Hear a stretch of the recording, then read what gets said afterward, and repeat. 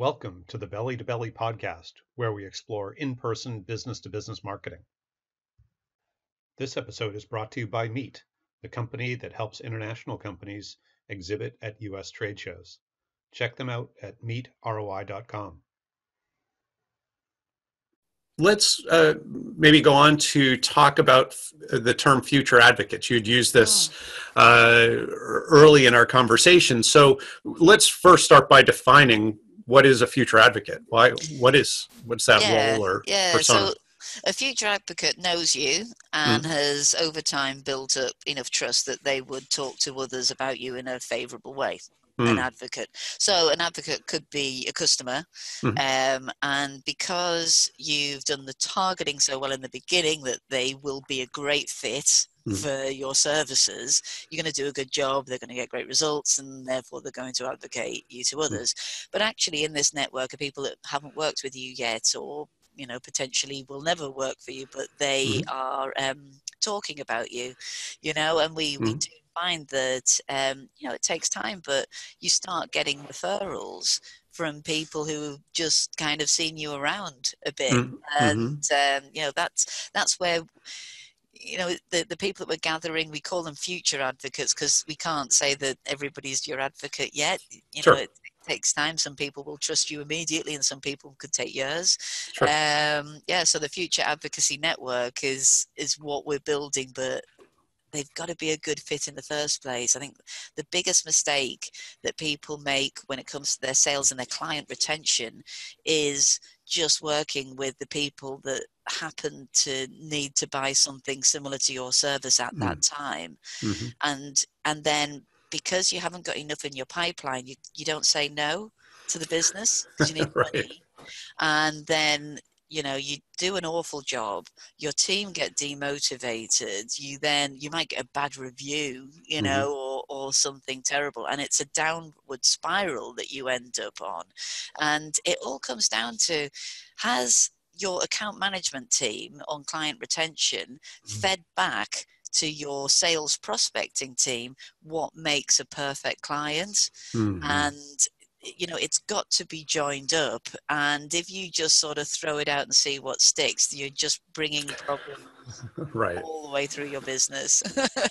Yeah, we tend to see a lot of our clients and just prospects even have a condition we think of as prospect creep. In other words, their definition of a prospect, because of some sense of scarcity or something, tends to really creep fairly quickly over time.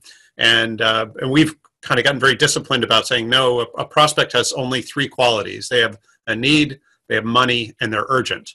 And if they don't have all three, then they're not right for us. Yeah, but that's where that is the difference between a prospect and a fan.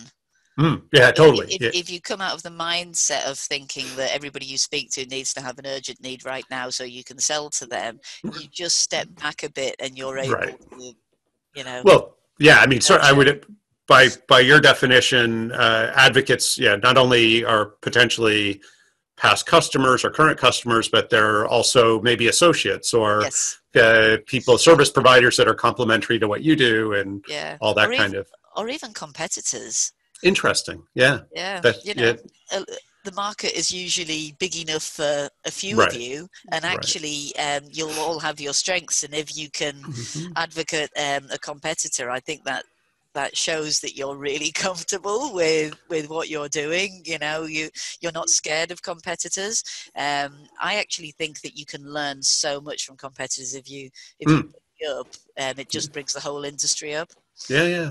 So let's talk about future advocates and sort of how do you go through the process? I would imagine there's first sort of an identification and then a nurturing. So what are the sort of steps in there to develop that pool of future advocates? Yeah, so be accurate about the accounts that you're going after, and be less accurate about those that work in those accounts. So as long as you've got the right companies, you're all right. So we usually start with either a target list of companies, or we do an account-based search on Sales Navigator, and then we find the people that work only for those companies, and we consider them into influencers and decision makers. But of course, over time, those influencers can become the decision makers, and referrals are a really, really powerful way to open up a new sales opportunity, because when you've been referred into somebody, it's weirdly more powerful than having gone in directly sometimes, because they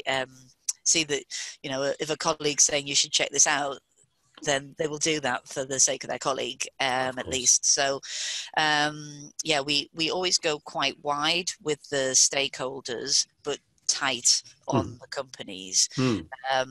My advice would be, in order to do that, you want to get onto Sales Navigator. It's a bit pricey, it's about, I was going to convert it to dollars, but I would mess up there, but £70 a month or something. And I would also recommend that you do Boolean searches. So that's where you're putting keyword and or not, rather than waiting for the drop downs that happen automatically from LinkedIn. It's a really small change, and it's amazing how few people do these Boolean searches, because if you do a pool where you just take those set job titles, you'll end up with a much smaller pool than if you do the Boolean, because people have got sort of such different job titles, like Director of Digital Strategy and Design or something like that, and keywords, and making sure you get that seniority into the job title rather than the seniority as a selection box or something like that. So you can use Boolean searches in the companies. That is unreliable. Learn from my mistake. There are so many companies that are called the same name. So yeah, don't do that. And you can also do put Boolean into the keywords. The keyword search, if used on its own, it's really inaccurate, because it's finding those keywords anywhere on the profile. So it could be like a previous job or something like that. But if it's in combination with the right account and the job title, then actually it can give you ideas about the sort of experience or their focus. So if you want to really narrow it down, you can use Boolean in the keywords. One way that we also narrow down, two more ways, are the most active on LinkedIn. If you've got like 10,000 people you could contact, then you may as well go for the 2,000 that are the most active to start with. People become more active depending on how their month is. And then the other thing is, people it does vary with this. We keep testing it and it's not conclusive, but more times than not, second connections are more likely to connect than third connections. So you can also do that filter as well. Yeah, that makes sense. Yeah, the closer they are relationally to you, the easier they are. Yeah. Thank you for joining us on today's podcast. Feel free to reach out if you have any questions or we can be of any service. Like us if you'd like to stay in the know on current episodes.